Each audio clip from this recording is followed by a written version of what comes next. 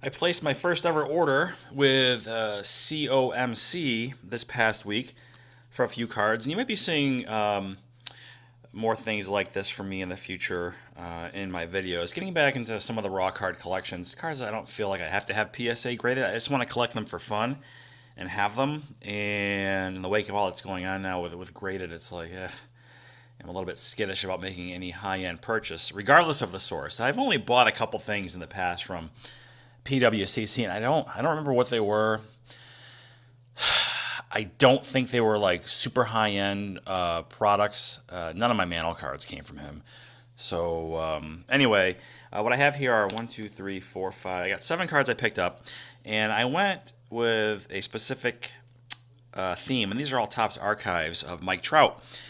And I picked these up because these are familiar to me because these were the era that I grew up in, essentially. I'm not sure what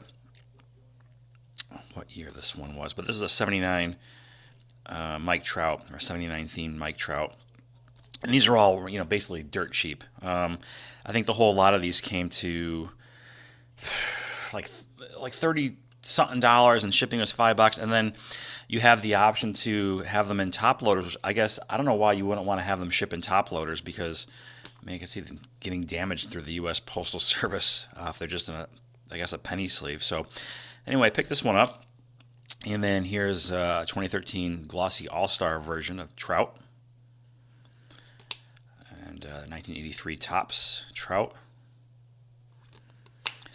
There are Heritage cards, as everyone's familiar with, but the Heritage is from many years ago. I did not grow up during that time period, so that's why I didn't pick up any of those. I just wanted to pick up, like I said, what's familiar to me. Here's a 1990. Actually, one of these is... there's something special about one of these cards, and I'm not sure. I think one did cost me like $10. So there was one high dollar card, I guess.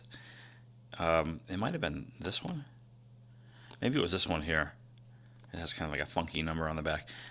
These are 1990 themed Topps Trouts. Now, I didn't scrutinize the condition. I don't know if these are slab cans per se, but I don't really care. I'm not going to send them in. And then here's my 2 last ones, 81 Topps theme and this 83 All-Star Mike Trout. So a bunch of raw Trouts. New pickup, my first order. I like the whole concept of COMC. I've heard about it. People talk about it. And, when you're buying stuff like this, it's the way to go because of shipping. It's just one flat rate. Now, I had started some other raw card collections. One in particular, right before I bought that Topps Mantle 52 Mantle, and I put the brakes on everything I was doing when I bought that. But earlier this year, I picked up a bunch of raw Rickies.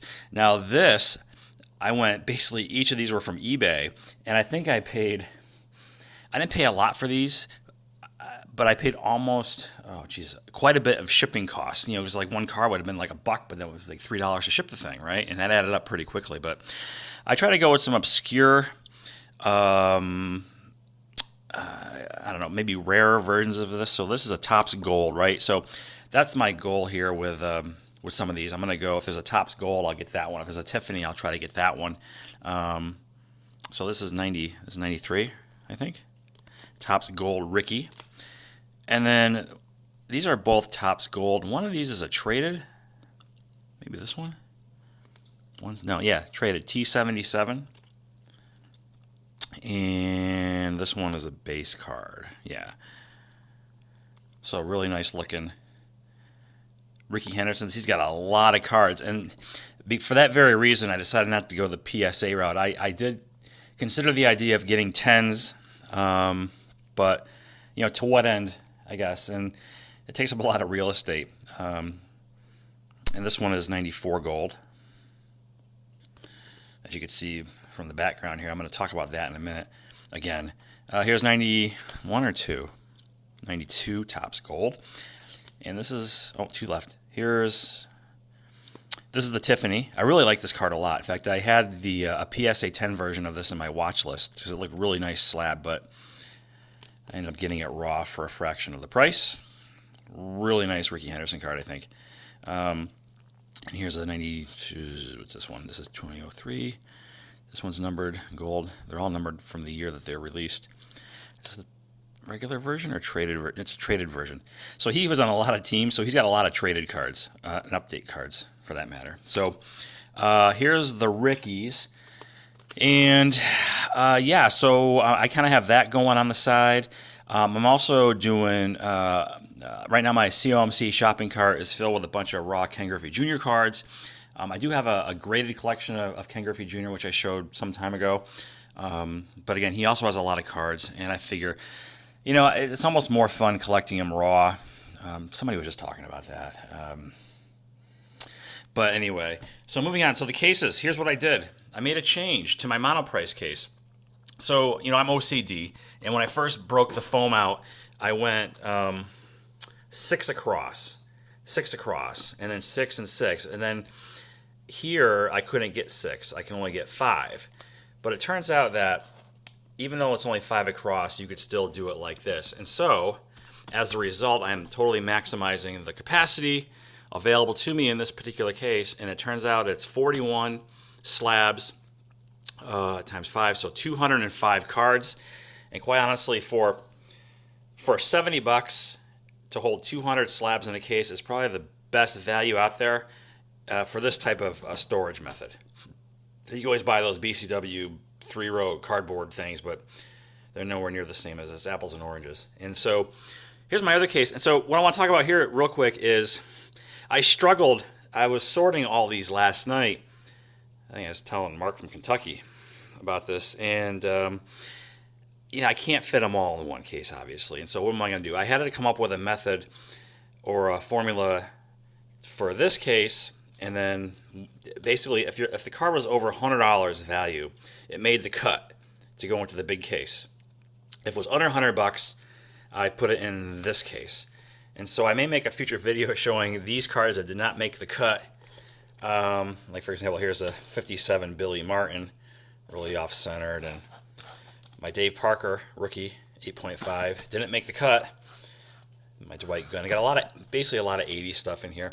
And so in here are my big cards, and then I have I did my Ryan run. I just basically went from, what did I do here? The fuck, I fucked this up. Did I fuck this up? I was gonna put, what the hell did I do? I was gonna put 1968 through 80, and here it looks like I started with 81 and went to whatever. So I have to. Looks like I fucked that up. You gotta be kidding me. Where the hell are my Ryans? Oh, whatever. And then I got a few of the key football cards in here that were. Oh, there they are. So here's my other Ryans. So all my Ryans are in here. Even though a lot of these don't meet that price point, I just want to keep them all together. I don't want to have some here, have some over here. Same with the Mantles, but all the Mantles qualify for the big case. So, yeah, so that's the latest. Just want to do a quick recap. The Trouts are all brand new. The Rickies I bought back in February time frame, and now I'm just making videos for them. But and here's the top loader case. A lot of people like rummage videos. Maybe I'll do a top loader rummage eventually. At the usual recording location. And Mark from Kentucky asked me why I don't make videos in my room where I have all my hobby stuff. And the reality is there's nowhere to make it in there. There's no table. There's nothing to sit down and do. I have to stand up and I guess maybe or sit down on the floor and do shit on the floor, and that's not very comfortable. So anyhow, that's it. Raw fish for the win. Thanks for watching.